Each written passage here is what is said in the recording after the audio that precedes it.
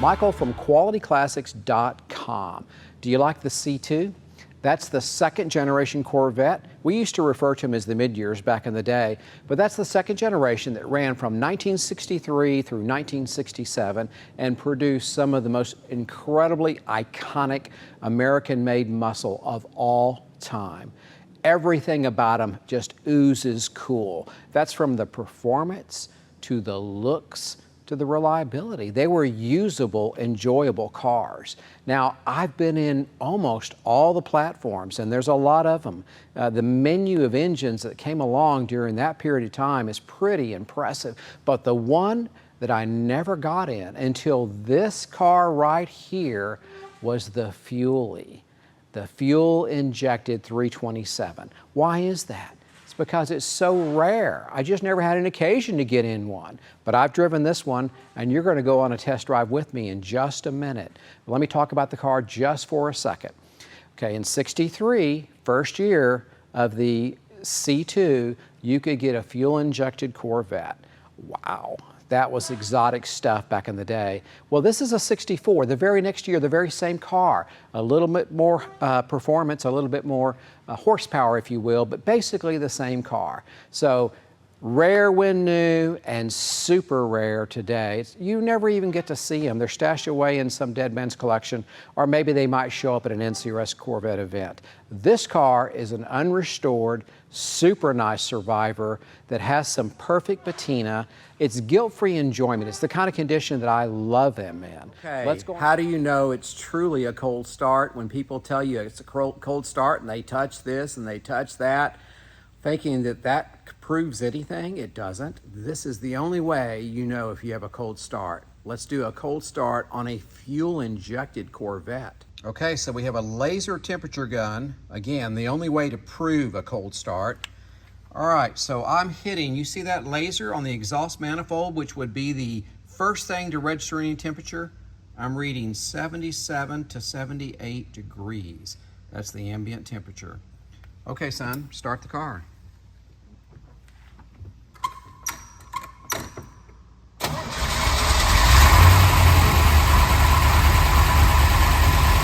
That's a fuel-injected Corvette that cold started better than 90% of the cars out there. Am I impressed? I'm impressed, and you should be too.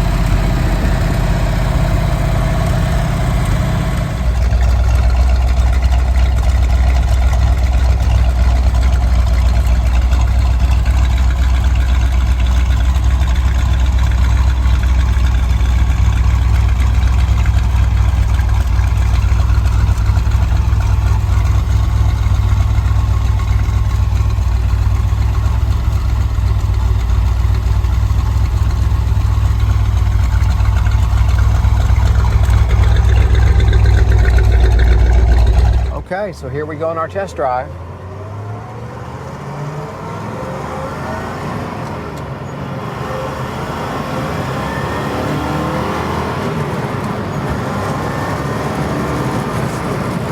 Okay, it gets there quick. So, admittedly, I'm not on the right road for this car. This car will easily exceed the allowed miles per hour before you get to third gear. So I can't show you what this car is capable of and do it legally, so I'm not going to. But at the end of the day, it's capable of scary speed. Now, right now, we're going 55, which is the speed limit. And it's just walking down the road. Looks like I'm turning 2,500 RPM. You know, that's not bad for a performance rear end. This has got a performance rear gear. But yeah, you know, and what does it feel like? Well, it feels great. It's comfortable. You know, it steers fine. I don't have unrealistic expectations in terms of the handling. It handles like I would expect a 1964 Corvette to handle, reasonably well. You know, you have to think about it. This is 1964 when this car came out. There wasn't even such thing as a Porsche 911. So Porsche 911 was going to make its debut, I believe, in 65, 66. So this car really effectively had no competition. Yeah, there was the Jaguar E-Type, and they were pitted against one another in some categories. But at the end of the day, this was a car you could live with. It would start when you wanted it to start. You could use it as a daily driver. That could not be said for the Jaguar, ever. So there's a big difference. And until Porsche became very refined, much later would it be a competitor to this car. So this car ruled the roost when it came out. I really can't imagine what this car would have been like new back in 1964. I mean, the body style had only been out 1 year previous, the 63, famous split window they call it. This is the same exact car, except no split window and a little different design element treatment up front on the hood. But this is a faster car. So this fuel injection is a 375 horse versus, I believe, the 360 horse of 1963. Faster car, more powerful car, no question about it. But you know, just driving it, I'm just cruising through a neighborhood here. I'm going 35 miles per hour. Calm, docile. I mean, you know you've got power to be unleashed at your foot. You know it's there, but the car can be driven. I mean, it's a nice car, but it must have been super exciting, kind of like having your finger on the atom bomb. You knew that at any moment you wanted to, you could accelerate faster than any other car on the road back in the day. Now, there might have been some souped up aftermarket cars that were faster, but in terms of a production car, right off the showroom floor, this is a factory race car. It had extreme power for the day. A lot of fun. And sitting in this cockpit, it's roomy. I mean, I'm not a tall fellow, I know that, but there's tons of space. I just feel like I have tons of room, lots of storage behind me, and it's comfortable enough. I mean, I just can't really find anything that I don't like in terms of the ergonomics inside this cockpit. I love the visual presentation of the instrument cluster and the 2 dash pods. Just really a stunning interior. I can see why guys and gals alike went gaga over this thing when it came out. It looked like a spaceship. So there's wind noise. You can feel everything on the road. It's just visceral, as you would expect it to be. You know, you have to drive this car. There's no relaxing and talking on your iPhone or texting folks. You've got to stay engaged. And that's what true drivers love about these cars. It is an experience that you are engaged with the whole time. It's really something special. If you've never experienced a vintage Corvette, you know, I would suggest that you find someone that has one and try it and see what you think.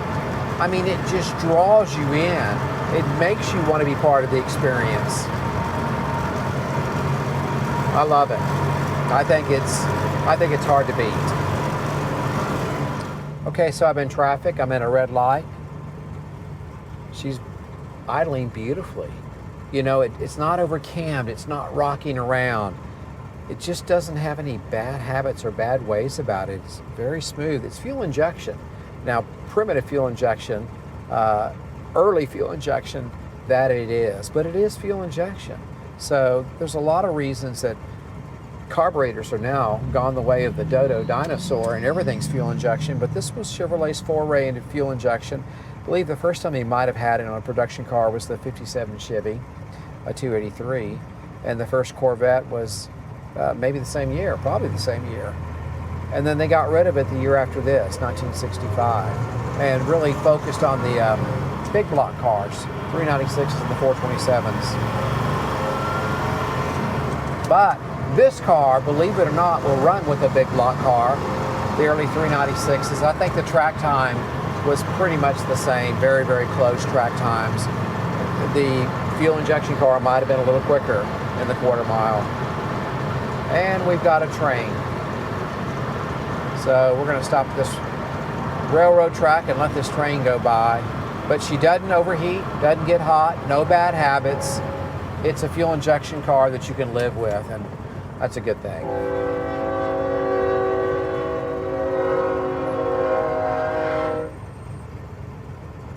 So my temp gauge looks like it's at about 170, 178. That's cool. So I don't know how long we're going to sit here, but it's already been a while. I'm getting warm sitting in this car. It's a warm day. But anyway, so check this out. Here's your temperature gauge reading. It's exactly what it was when I first pulled up. And it's just idling sweet. And we're just waiting. But yeah, no bad habits. She does not get hot. Okay, finally. Whew. Okay, we did a break in the video here because that's just too much video, if the video is even still running. It's too much video just sitting here waiting for this train, but it's finally gone by. And my temperature is 178. Just sitting here idling the whole time in this sun.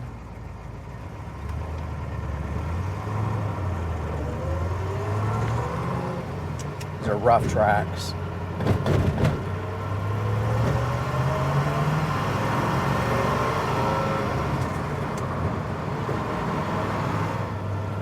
You know, one thing that when you're looking at mid-year Corvettes, there are several things that are super important. One of the most important things to me is the body. Is it the original fiberglass, and can you tell that? The answer is yes and yes on this car. It is the original fiberglass, and yes, you can tell. And when we get back to the hangar, I'll show you how you can tell. So that's a big deal. It means the car's never been in an accident, you know, and which is good, of course, but also maybe unusual, because these cars, especially these fuel injection cars, you know, they were driven hard by some owners along the way, or there's some probability they were. They could have gotten hurt. They could have gotten in fender benders. Not this car. Came through life. In fact, I don't think the bumpers have ever even been re-chromed. They look like the original factory chroming on the bumpers. And I can certainly see the original bonding strips around this car, and I've examined it the way I would before I buy a Corvette. And the fiberglass is original, and you know, I love that. That says a lot. Okay, quick snap course on how to quickly assess a Corvette body. Fortunately for us, this is older paint, and it may be one layer of paint. I'm not sure, but based on what I'm looking at, I think it probably is. But back in the day when I used to judge these cars, on original paint cars, I could see the original bonding strip. And what I'm talking about when I'm saying the bonding strip, it's right here. There's a strip where this panel and this panel was put together at GM, and you can see through the paint the original bonding strip on original paint cars, or maybe very old paint jobs, which maybe is the case with this car, and that's all the way around. So that's really cool. It just tells you immediately you're dealing with a no-hit car. Of course, there's some additional verification to do, and I'll show you that in a minute, but at the headlights, I always want to see the fiberglass portion, not the bucket itself. I want to see this corner not be a corner, but an oval, rounded, an oval, an oval, an oval here, and an oval here. It's the reverse oval of your metal bucket corner. When they're squared off like this, that means there's been body work right there, and they can never get that oval back. Big problem. All right, you also look to see if it's had a complete front clip. You'll sometimes be able to see the line where they put the entire one-piece clip, which is not how GM built these cars, on the car, and that's a bad scene. But anyway, let me show you here underneath this fender. The first thing you want to do is rub your fingers along here and then turn your fingers towards yourself, and you're going to feel a lip are like a shelf, and it's about a ½ inch deep. That's just how this fender was made, and it means they never had fat tires on here, and which either damaged this lip or they milled the lip down to run those fat tires. Really nice when you can feel that virgin factory lip. If you go a little higher, remember I said bonding strip along here? You're actually going to feel the bonding strip, the lip from this piece and a different lip from this piece where they sandwich together. And that's the bonding strip itself, and I can feel it. And I've got pictures in here so you can see it. So that is a quick tip on how to really quickly assess the body of the Corvette. There's more to it. You want to dig deeper than that, but I hope that helps. And in the case of this car, we've got a virgin, non-hit body, really good to find, especially on the high performance cars like a fuel injection car, where people let these cars get away from them. And typically the first thing to get damaged was the front end of the car, not this car. This car lived a good life.